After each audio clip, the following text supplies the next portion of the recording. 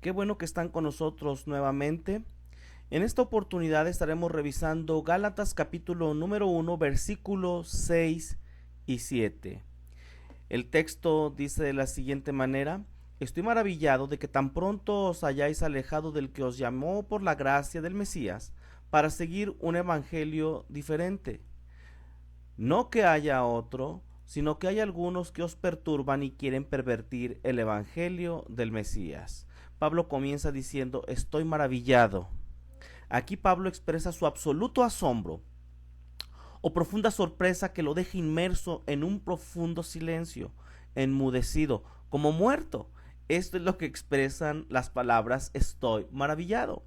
La congregación que una vez se había dedicado a la verdad de la Torah escrita, ahora ha aceptado una reforma rabínica como verdad. Continúa el texto diciendo: para seguir un evangelio diferente.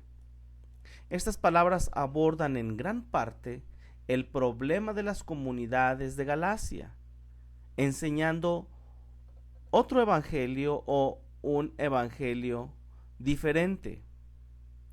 Como ya lo dijimos, mayormente un desconocimiento de la influencia fariseo-rabínica en el primer siglo, con sus legislaciones a la Torah escrita, han llevado a interpretar y a entender que otro evangelio o un evangelio diferente significan obediencia a la Torah, a la ley. Sin embargo, esta frase hace referencia a las legislaciones del judaísmo fariseo rabínico, ya que Pablo nos dice en el verso 7, no que haya otro evangelio. Es necesario resaltar el hecho que cada vez que los autores del llamado Nuevo Testamento emplean el término evangelio, se están refiriendo al mismo y único evangelio al que Pablo se refiere en este pasaje específico. Veamos cómo los autores del llamado Nuevo Testamento usan el término evangelio. En Mateo 4:23 y Marcos 1:14 aparece el evangelio del reino de Dios. En Marcos 1:1, Romanos 1:16, y 1 Corintios 9:12 aparece el evangelio de Yeshua. En Hechos 20:24 aparece el evangelio de gracia de Dios. En Romanos 1:1 y 2 Corintios 11:7 aparece el evangelio de Dios. En Romanos 10:15 y Efesios 6:15 aparece el evangelio de paz. Nuevamente, no hay dos, tres o varios evangelios, sino uno solo y único evangelio. ¿Ok? Antes de continuar, conveniente será definir lo que es el evangelio. ¿Qué es el evangelio? La palabra evangelio es una de las más comunes en todo el cristianismo. En un momento dado la palabra es sencilla de definir, pero el concepto que está detrás nos lleva a otra dimensión de entendimiento de las escrituras. Detrás de la palabra al castellano evangelio se encuentra la palabra hebrea besorá, de la raíz basar. Basar literalmente significa carne, como en Éxodo 12:8 que dice: y aquella noche comerán la carne asada al fuego y panes sin levadura con hierbas amargas lo comerán. Dice, aquella noche comerán la carne, basar. ¿Ok? ¿Cuál es la conexión? En la antigua cultura hebrea, un animal gordo era sacrificado para una fiesta en momentos de buenas noticias. Así, la conexión entre basar y besorá, entre carne y lo que se traduce como buenas nuevas, ok, que en hebreo es besorá. Esta es la conexión. Nuevamente, en la antigua cultura hebrea, un animal gordo era sacrificado para una fiesta en momentos de buenas noticias. Así la conexión entre basar y besorá, ok, entre carne y evangelio. Veamos ahora ejemplos en donde basar se traduce como buenas nuevas en el llamado Antiguo Testamento. En Isaías 52:7 dice: cuán hermosos son sobre los montes los pies del que trae alegres nuevas. Es la palabra hebrea basar. Del que anuncia la paz, del que trae nuevas del bien. Nuevamente la palabra nuevas del bien, basar. Del que publica salvación, del que dice: acción, tu Dios reina. En Isaías 61:1 dice: el Espíritu de Dios el Señor está sobre mí, porque me ungió el Señor, me ha enviado a predicar buenas nuevas. Basar. A los abatidos, a vendar a los quebrantados de corazón, a publicar libertad a los cautivos y a los presos, apertura de la cárcel. Originalmente la palabra Besorá se utilizó para describir el informe de victoria en la batalla, como en el caso de 2 Samuel 4:10. Como los israelitas creían que Dios estaba involucrado activamente en sus vidas, incluyendo batalla y guerras, se desarrolló la connotación de buenas nuevas.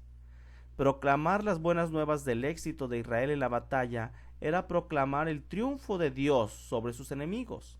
Creyendo que el mérito de la victoria pertenecía a Dios, la proclamación de los israelitas de la buena noticia de la victoria era de hecho la proclamación acerca de Dios. La transición del uso de Besorá en un entorno militar hacia su uso en un contexto personal es bastante básico. Si Israel proclamó una buena noticia cuando Dios liberó a la nación de sus enemigos, los individuos también querrían dar buenas nuevas cuando Dios los liberó de la angustia personal. Las victorias de la nación en la guerra y las victorias individuales de una persona evocaban el anuncio de lo que Dios había hecho. La palabra griega detrás de la palabra evangelio es evangelión. Evangelión es una palabra compuesta por el prefijo ev, que significa bueno o bien, y el verbo angelo, que significa anunciar o traer un mensaje. De aquí que se define evangelio como buenas nuevas. Nuevamente, ¿de dónde viene buenas nuevas? De evangelión, y evangelión es una palabra compuesta por ev, que es bueno y bien, y angelo, que es anunciar. Anunciar el bien o anunciar lo bueno o las buenas nuevas. Definitivamente que uno no puede leer el llamado Nuevo Testamento sin ver a Yeshua como el centro de las buenas nuevas. El pasaje referenciado por excelencia es el de 1 Corintios 15, del 1 al 4. Veamos.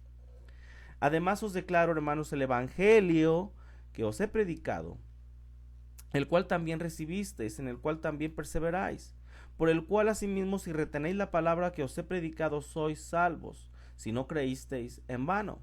Porque primeramente os he enseñado lo que asimismo recibí, que el Mesías murió por nuestros pecados conforme a las Escrituras, y que fue sepultado y que resucitó al tercer día conforme a las Escrituras.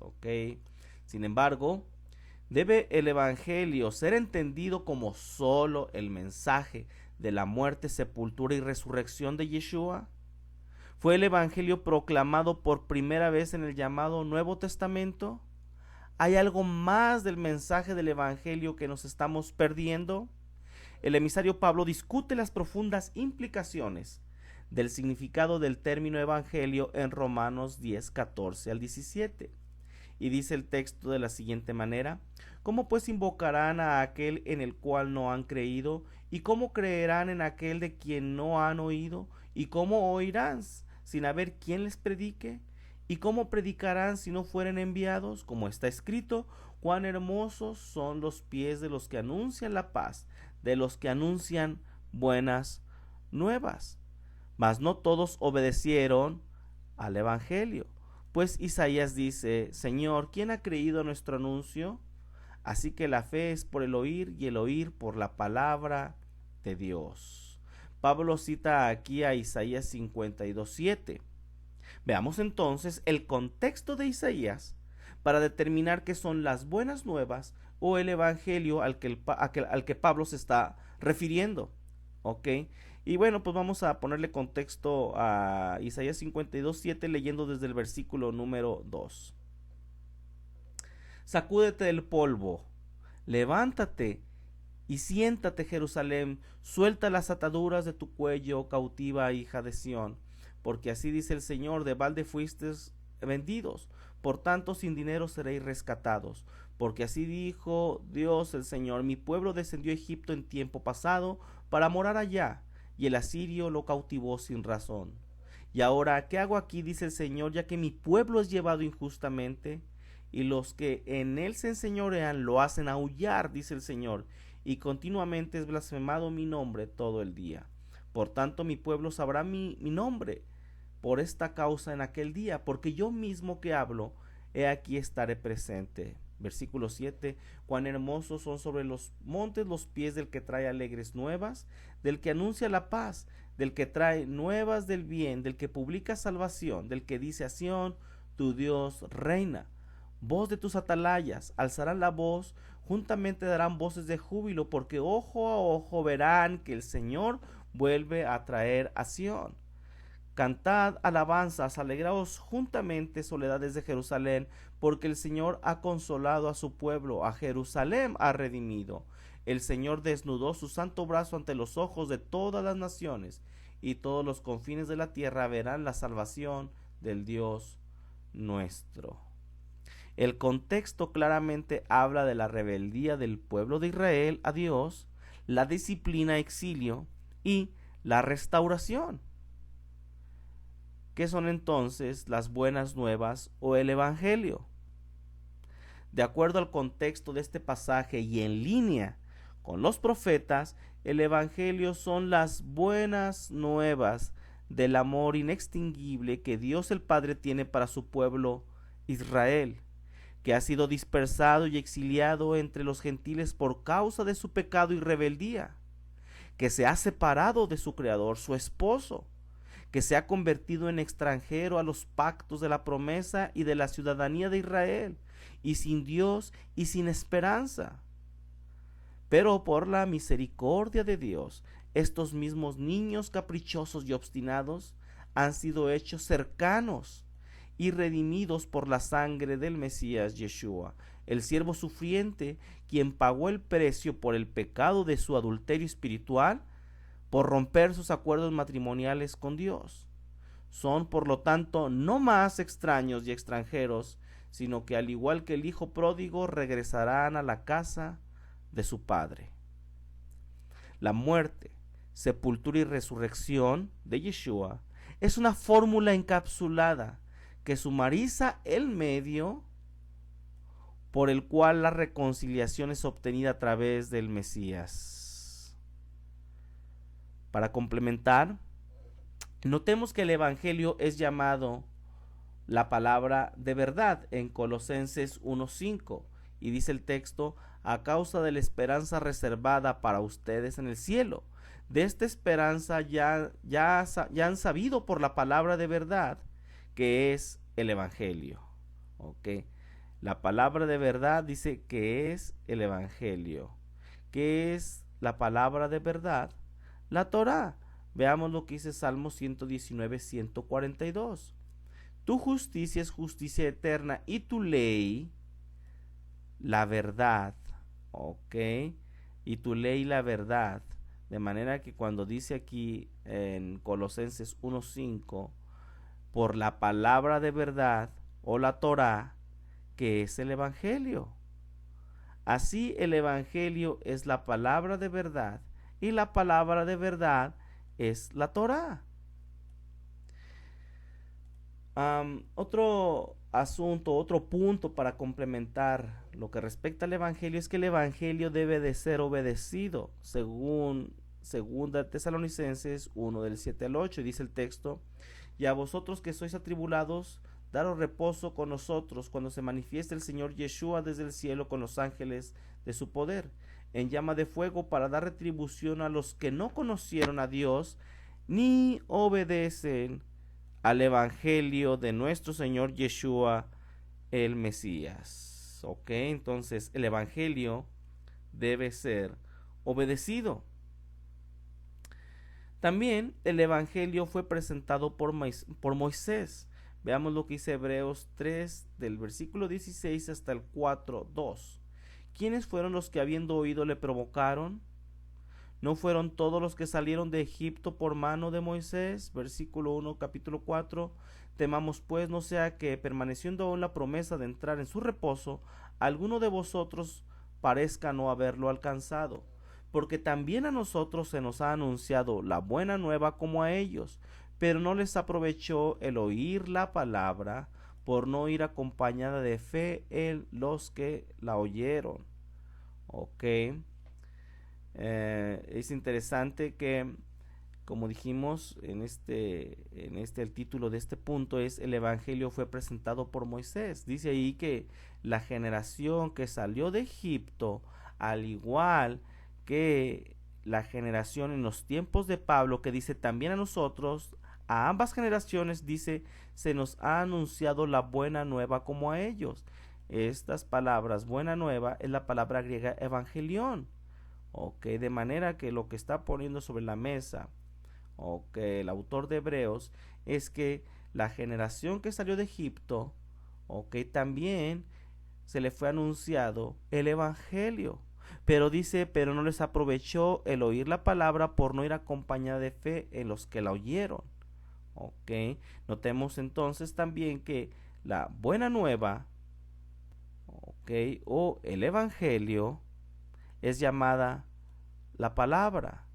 ¿Qué es la palabra? Según Isaías 2:3, y vendrán muchos pueblos y dirán, venid y subamos al monte del Señor, a la casa del Dios de Jacob, y nos enseñará sus caminos y caminaremos por sus sendas, porque de Sión saldrá la ley y de Jerusalén la palabra de Dios. Así como Sión y Jerusalén son sinónimos, en este paralelismo poético también lo son la ley o Torah en hebreo y la palabra de Dios.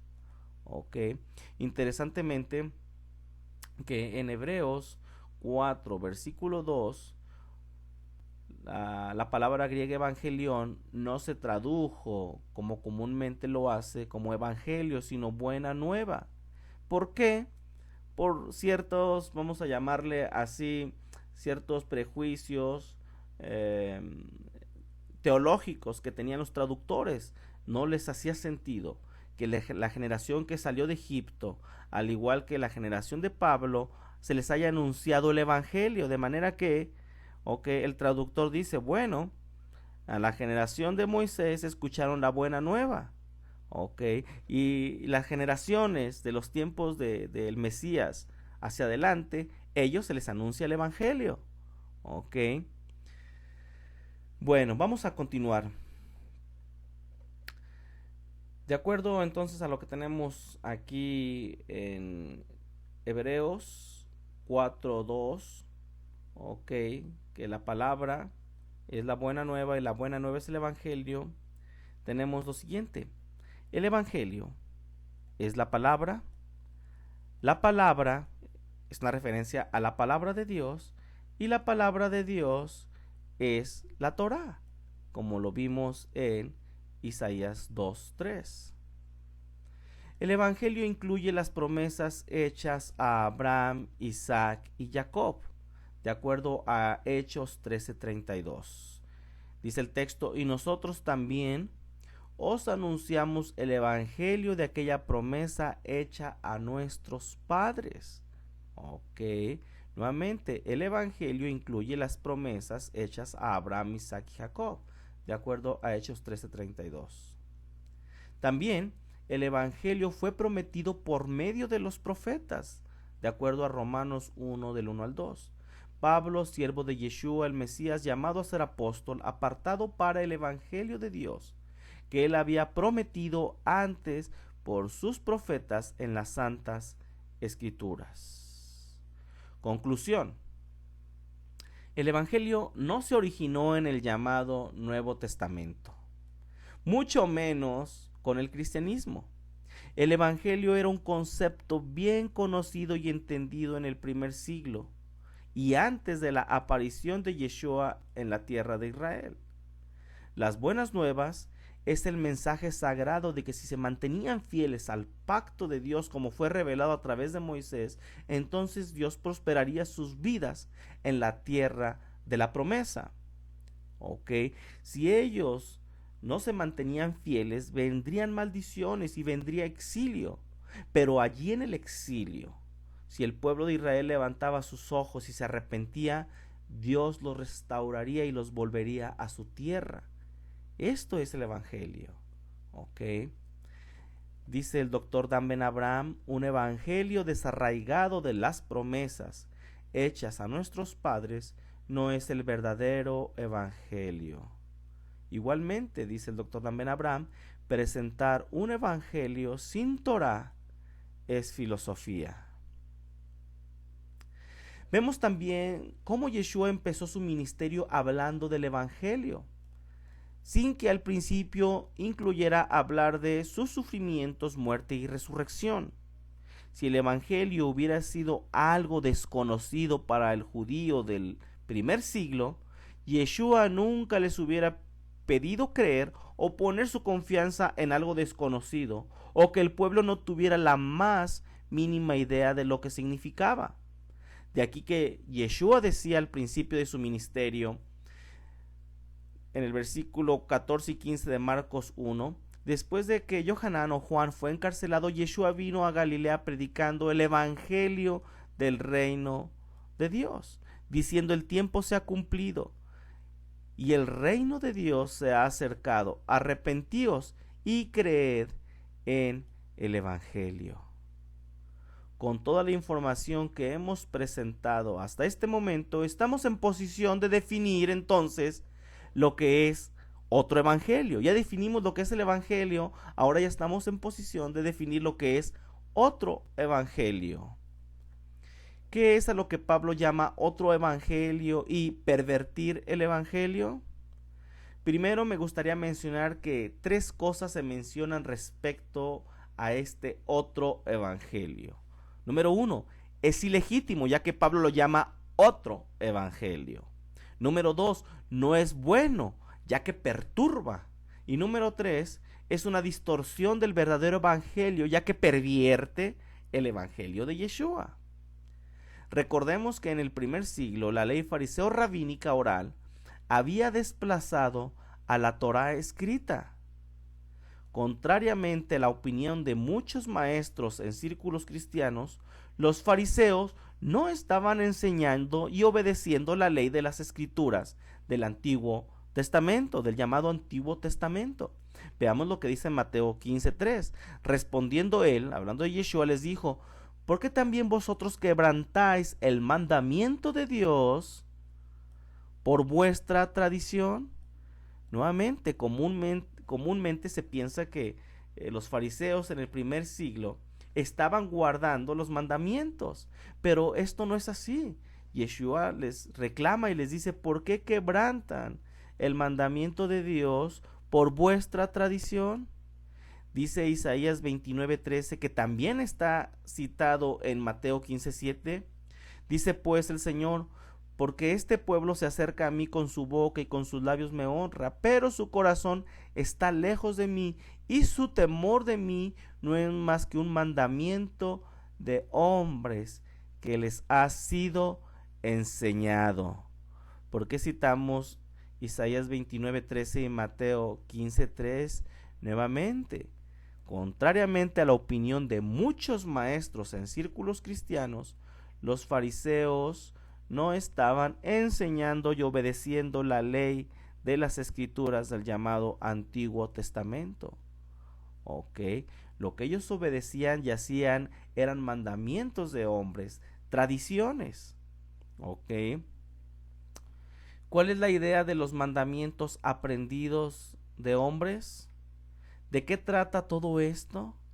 Bien, Mateo 15:7 nos lo dice claramente en las palabras de Yeshua, que cuando la religión hecha por el hombre viene y reemplaza los mandamientos divinos, entonces tenemos un problema en nuestras manos que es llamado por Pablo otro evangelio. Si alguien viene y enseña algo contrario a la palabra escrita, fuera de los parámetros de la Torá escrita, añadiendo a la ley dada a través de Moisés, esto es otro evangelio y pervierte el evangelio de Yeshua. Actualmente otro evangelio no solo aplica a las enseñanzas y legislaciones rabínicas y tradiciones, sino también a las costumbres, legislaciones y añadiduras hechas por el cristianismo romano, como celebrar la Navidad, el día de San Valentín, decir que la Torá ya quedó abrogada, decir que las festividades de Dios ya caducaron. Estas enseñanzas, muy bien podrían caer en lo que Pablo llama otro evangelio o pervertir el evangelio de Yeshua, porque no se apegan y están fuera de los parámetros de la Torá escrita. Continúa Pablo diciendo, hay algunos que os perturban. ¿Quiénes eran estos que estaban perturbando a las comunidades de Galacia con otro evangelio? Una pista la tenemos en Hechos 15, versículo 1 y 5. Dice así el texto: entonces algunos que venían de Judea enseñaban a los hermanos, si no os circuncidáis conforme al rito de Moisés, no podéis ser salvos. El versículo 5 dice, pero algunos de la secta de los fariseos que habían creído, se levantaron diciendo, es necesario circuncidarlos y mandarles que guarden la ley de Moisés.